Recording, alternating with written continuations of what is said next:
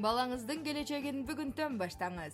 Москвадагы Дарование Москвы мектебинде 2026-2027 окуу жылына кабыл алуу уланууда. Бул жерде балаңыз англис жана араб тилдерин үйрөнөт. Мектепке сапаттуу даярдыктар өтөт. Спорт жана чыгармачылык менен өнүгөт. 3 маал адал тамак менен камсыз болот. Жайкы лагерде пайдалуу эс алат. Байланыш номери +7 901 346 01 09. Орундар чектелүү. Балаңыздын ордун азырдан бұрандаңыз. Саламатсыздарбы, эфирде жаңылыктар түрмөгү каналга катталып маалыматтарды биринчилерден болуп угуңуз. Бүгүнкү чыгарылышта Путин мигранттар үчүн 3 жаңы мыйзамга кол койду. Эрежелер тамырынан өзгөрдү. Путин Пашинян менен сүйлөштү. Армения евро биримдикке өтөбү же Евразия экономикалык биримдигинде калабы? Орусияда депортация күчөдү. 44 000ге жакын мигрант чыгарылды.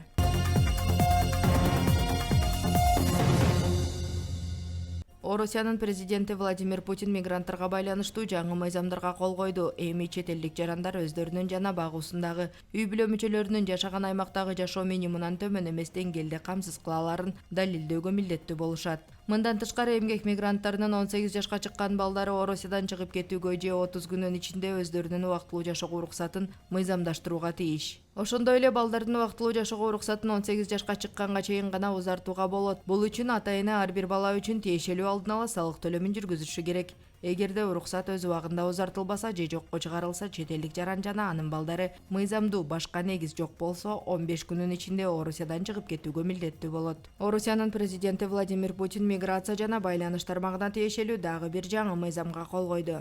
Жаңы мыйзамга ылайык чет элдик жарандарга сим-карта сатууда мыйзам талаптарын бузган же телефондун имейл кодун көрсөтпөй, ошондой эле түзмөк тууралуу атайлап жалган маалымат менен келишим түзгөндөр кылмыш жоопкерчилигине тартылат. Мыйзамда төмөнкүдөй жазалар каралган: 300 000ден 500 000 рубльга чейин айыппул, 180 саатка чейин милдеттүү коомдук жумуштар, 6 айга чейин түзөтүү жумуштары, 1 жылга чейин эркиндигин чектөө же мажбурлап иштетүү, 2 айга чейин камакка алуу же 1 жылга чейин эркинен ажыратуу. Орусиянын президенти Владимир Путин миграция тармагындагы дагы бир маанилүү мыйзамга кол койду. Жаңы мыйзамга ылайык эми квалификациялуу чет элдик адистер үчүн кесиптердин расмий тизмесин бекитүү ыйгарым укугу Орусиянын ички иштер министрлигине өткөрүлдү. Буга чейин бул милдет эмгек министрлигинин карамагында болчу. Мындан тышкары ички иштер министрлиги эмгек министрлиги менен биргеликте айрым чет элдик жарандарга жана жарандыгы жок адамдарга өздөрүнө уруксат берилген аймактан тышкары Орусиянын башка аймактарында да иштөөгө уруксат бере алат. Бул чечим аймактар ортосундагы экономикалык байланыштарды эске алуу менен кабыл алынат. Бул мыйзам квалификациялуу адистерди тартуу жана алардын ишке орношуусун жөнгө салуу тартибин өзгөртүүгө багытталган. Эске салсак, буга чейин Владимир Путин эмгек мигранттарынын 18 жашка чыккан балдарына байланыштуу жаңы талаптарды жана мигранттардын кирешесине коюлган талаптарды катаалдаштырган мыйзамдарга да кол койгон. Россиянын президенти Владимир Путин Армениянын премьер-министри Никол Пашинян менен телефон аркылуу сүйлөшүп, өлкөнүн евро биримдик жана Евразиялык экономикалык биримдиктеги келечегин талкуулады. Кремлдин маалыматына ылайык сүйлөшүүдө Армениянын евро биримдикке кошулгусу же Евразия биримдигинде калуусу боюнча маселени элдин добушуна коюу зарылдыгы айтылды. Ал эми Армения өкмөтүнүн маалыматы боюнча премьер-министр Никол Пашинян евро биримдикке расмий арыз берилгенден кийин гана референдум өткөрүү мүмкүн экенин билдирген. Ошондой эле ал Путинден армян товарларын Россияга импорттоого байланыштуу айрым чектөөлөрдү жеңилдетүүгө көмөк көрсөтүүнү өтүнгөн. Буга чейин Армения евро биримдикке кошулуу процессин баштоо тууралуу мыйзам кабыл алган. Буга жооп кылып Владимир Путин өлкө жетекчилигин Евразия экономикалык биримдиктеги келечеги боюнча так чечим кабыл алууга чакырып, бир эле учурда эки экономикалык биримдикте болуу мүмкүн эмес деп пикирин билдирген.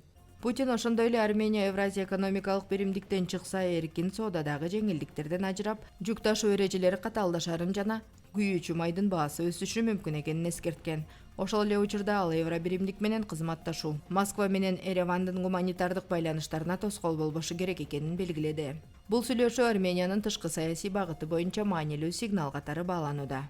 Орусияда миграциялык көзөмөл дагы күчөп жатат. Расмий маалыматка ылайык 2026 жылдын алгачкы 6 айында өлкөдөн 43 700 чет элдик жаран жана жарандыгы жок адам депортацияланган. Бул көрсөткүч өткөн жылдын ушул мезгилине салыштырмалуу 65,5%га жогору. 2025 жылдын биринчи жарымында Орусиядан 26 400 адам депортацияланган. Мындан тышкары мамлекеттик дума депортацияга негиз боло турган укук бузуулардын тизмесин 22ден 45ке чейин көбөйттү. Жаңы өзгөртүүлөргө жынысына, расасына, улутуна, тилине, диний көз карашына байланыштуу басмырлоо жана экстремизмге тиешелүү айрым укук бузуулар да киргизилди.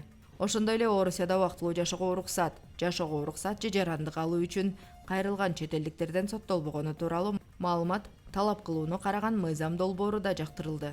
Мындан сырткары Ички иштер министрлиги чет элдик жарандарды уюшкан тартипте жумушка тартуунун жаңы эрежелерин киргизүү боюнча эксперимент даярдап жатканы маалымдалды.